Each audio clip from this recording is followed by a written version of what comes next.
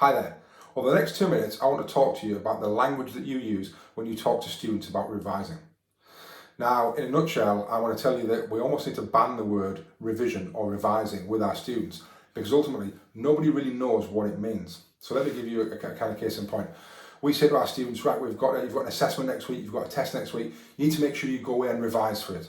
Well, actually, most students don't really know how to revise because we've not been taught how to revise. And if you think about when we were at school ourselves, what did we do? We probably did all of those bad habits now that you would wish that your students don't do.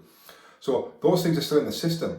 And unfortunately as well, the parents of our students did what we did at school. So again, we'll always fall back to our kind of old bad habits, which is unfortunately rereading our notes. And we know from kind of the research on this that actually it's the lowest form of cognitive demands when we reread our notes, because we get into this idea of, I recognise this, I know it, etc., etc. And we don't do anything with our with our kind of brain power. So we need to kind of get away from that and get our students out of that habit.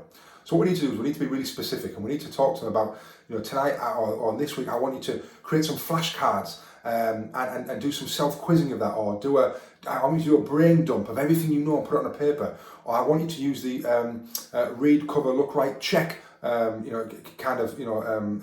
study technique where actually, they read it, they turn it over, they think about it, what can they kind of write down after that. It really is actually more cognitive demanding, and it's challenging them to be actually producing something.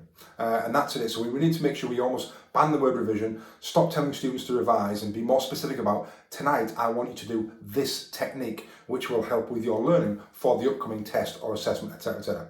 So it's going to take a little bit of habit of getting out of our old habits and our bad habits, and actually reframing how we use the specific language and give specific techniques and teach students those techniques. Take time to teach them how to do the techniques and then instruct them to do those specific techniques for when they are revising for your tests. Hopefully that's been useful and given you something to think about. If it's been useful and you thought it's been well worth your time, get involved in the comments below or in your staff room and feel free to share.